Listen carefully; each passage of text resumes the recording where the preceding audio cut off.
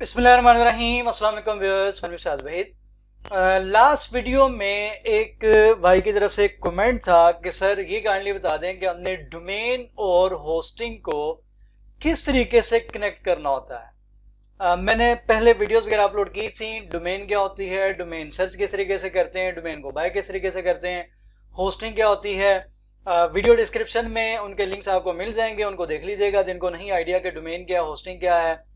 अगर तो समझ ना आए तो वीडियो के नीचे कमेंट कर दीजिएगा, मैं दोबारा से डिटेल में वीडियो वगैरह बना दूंगा डोमेन, होस्टिंग और उनमें डिफरेंस क्या होता है, किस तरीके से आप डोमेन को सर्च करते हैं, फाइंड करते हैं, बाय करते हैं। इस तरीके से होस्टिंग क्या होती है, कौन सी बेस्ट होस्टिंग कंपनी है, आपको होस्टिंग कहाँ से परचेज करनी चाहिए, एक्सेट्रा। जितने भी आपके पास क्वेश्चंस होंगे, क्यूरीज होंगी, आप वीडियो के नीचे कमेंट कर सकते हैं। इंशाल्लाह मैं सारे की सारी जो क्यूरीज हैं उनको आंसर कर दूंगा वीडियो की फॉर्म में। तो आइए वीडियो को स्टार्ट करते हैं बगैर टाइम वेस्ट किए।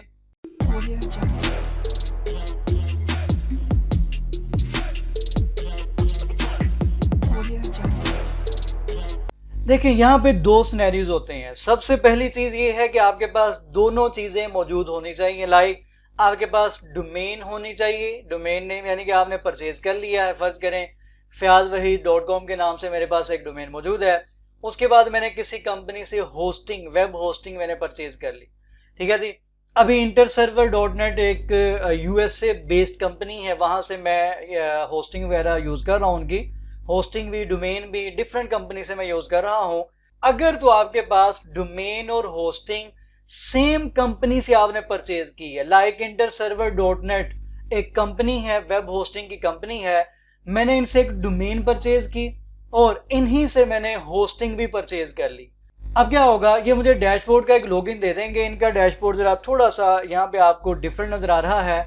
जैसे ही मैं इसको लॉगिन करूंगा, नेक्स्ट में अगर इसको मूव करता हूं तो आप लोगों को मैं यहाँ पे दिखाता हूं। जो नॉर्मली आप लोगों को सी पैनल नजर आते हैं, वो सी पैनल की जो स्ट्रक्चर इंटरफेस है वो सेम ही है। स्टार्ट में डिफरेंट हो सकता है, ये देखें, ठीक है, ये नॉर्मल है। जितनी भी कंपनीज हैं सबका सी पैनल कुछ ऐसा ही आप लोगों को नजर आएगा। ये सी पैनल हमें दे दिया जाता है। उसके बाद क्या करते हैं जी, फाइल मैनेजर हमारे पास यहाँ पे एक ऑप्शन होता है। इसके अंदर हम फोल्डर क्रिएट कर लेते हैं अपनी डोमेन के नेम से। देन हम उस फोल्डर में अपना सोर्स कोड वगैरह रख लेते हैं और सिंपल जो हमारी साइट होती है वो लाइव हो जाती है। ये वो सिनेरियो है जब आपने डोमेन और होस्टिंग सेम कंपनी से बाय की हो, तो आपको कुछ भी नहीं करना पड़ता। सिंपल फाइल मैनेजर में जाके आप अपनी साइट को लाइव कर सकते हैं। ये एक अलग से टॉपिक है, मैं इस डिटेल में नहीं जा रहा। अगर इस पे वीडियो की जरूरत हुई तो आप कमेंट कर दीजिएगा, मैं आप लोगों को नेक्स्ट ये भी दिखा दूंगा कि साइट लाइव किस तरीके से करते हैं। अब सम टाइम ऐसे होता है कि अक्सर लोगों ने जो डोमेन है वो नेमचीफ या GoDaddy से परचेज की होती है और जो होस्टिंग होती है वो किसी डिफरेंट कंपनी से परचेज की होती है।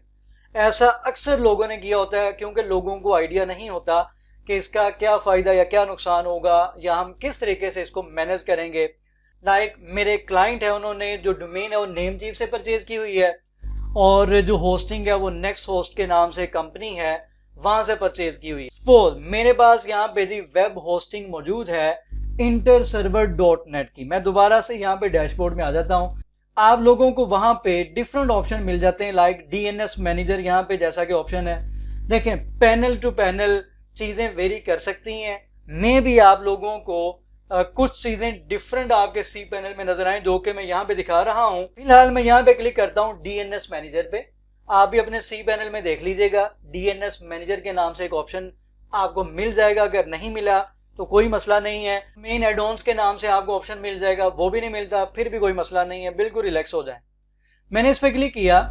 मेन चीज, आपकी डोमेन को आपके वेब सर्वर के साथ कनेक्ट करवाने के लिए हमारे पास बेसिकली डीएनएस सर्वर्स का होना जरूरी है, ठीक है जी। ये यहाँ पे मुझे उसने डीएनएस सर्वर नेम यहाँ पे प्रोवाइड कर दिए हैं मेरे जो होस्टिंग का पैनल है उसने, ठीक है जी। ये प्राइमरी डीएनएस है, ये सेकेंडरी डीएनएस है। आपके पास ये वाले जो दो डीएनएस होते हैं जिनको नेम सर्वर्स भी बोलते हैं, ये होने जरूरी हैं बेसिकली, ठीक है जी। फिर ही आप अपनी डोमेन को होस्टिंग के साथ कनेक्ट कर सकते हैं। बेसिकली ये जो नेम सर्वर्स होते हैं ये स्पेसिफिक आईपी एड्रेस होते हैं, ठीक है। वो क्या करते हैं, वो आप डोमेन किसी भी लोकेशन पे हो, लाइक मेरे पास एक डोमेन है नेमचीप पे पड़ी हुई है, मैं क्या करूंगा, मैं इस डोमेन को इस होस्टिंग के इस आईपी एड्रेस के साथ मैं कनेक्ट करवा दूंगा। वो किस तरीके से करते हैं, आपके पास ये वाले नेम सर्वर मौजूद होने चाहिए, ठीक है जी। तो मेरे पास जो नेम सर्वर्स हैं, जो कि यानी कि मेरी कनेक्टिविटी के लिए जो होस्टिंग कंपनी ने स्पेसिफिक किए हैं वो ये हैं, ठीक है जी। DNS2039A.TROUBLE-FREE-NET, ये नेम सर्वर्स है जी, इस तरीके से ये दो नेम सर्वर्स हैं। अब ये नेम सर्वर्स आपके पास मौजूद होने चाहिए। सबसे पहला काम, होस्टिंग के सी पैनल से आपको ये मिल जाएंगे। सपोज आप सी पैनल को A to Z सर्च कर लेते हैं, आपको कहीं पे नेम सर्वर्स नहीं मिलते, अक्सर ऐसा होता है और ऐसा आपके साथ भी होगा। परेशान बिल्कुल नहीं होना, आपने अपनी होस्टिंग कंपनी से कांटेक्ट करना है, किसी भी तरीके से कर लें, उनको कॉल कर लें, लाइव चैट कर लें, या सबसे बेहतरीन हल है आप टिकट एक नई ओपन कर लें और विद इन 3 to 4 आवर्स आपको रिप्लाई आ जाता है, उसमें आपको वो आपके नेम सर्वर्स बता देंगे। अब करना क्या है, अब आपने जाना है उस साइट पे जहां से आपने डोमेन परचेज की हुई है, ठीक है, लाइक नेमचीप है, या रिसेंटली मैंने अभी PKNIC की साइट से .pk की एक डोमेन परचेज की है। मैं इसी को लॉगिन करके आप लोगों को यहाँ पे दिखाता हूँ कि किस तरीके से आपने अब नेम सर्वर्स को यहाँ पे ऐड करना है।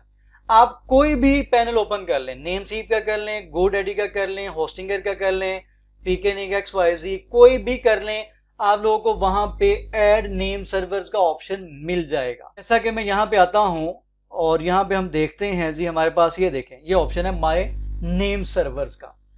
आपके पास भी जहां से भी आपने डोमेन परचेज की होगी, आपको वहां पे ये लाजमी ऑप्शन मिलेगा नेम सर्वर्स का।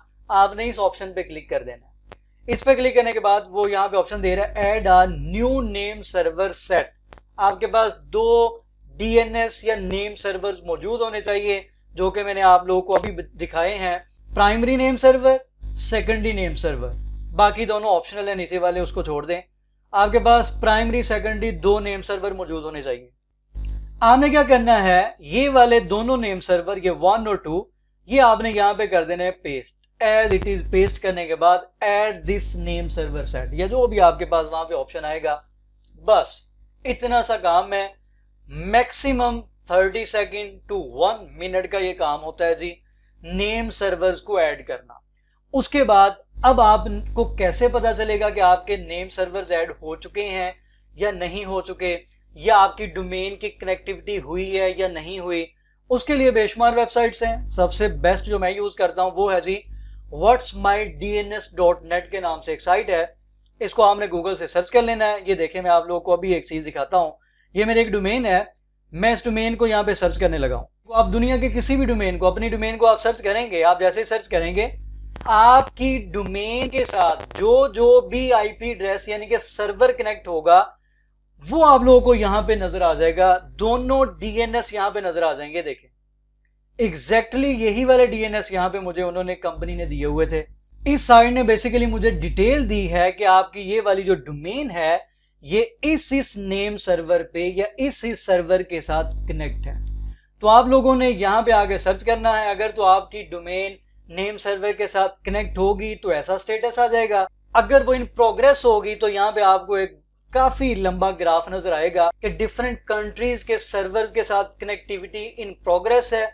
2 से 3 दिन लगते हैं, आपकी जो डोमेन है वो कनेक्ट हो जाती है किसी भी सर्वर के साथ। साइट को लाइव किस तरीके से करते हैं वो आप कमेंट कर दीजिएगा। अगर तो वीडियो की जरूरत है तो मैं उस पर भी इंशाल्लाह वीडियो बना दूंगा। अगर वीडियो पसंद आई हो तो वीडियो को लाजमी लाइक करें और अपना फीडबैक लाजमी दें, और वीडियो को ज़्यादा से ज़्यादा शेयर करें। और चैनल पर जो नए हैं वो चैनल को लाजमी सब्सक्राइब करें। दुआ में याद रखा करें। अल्लाह हाफ़िज़।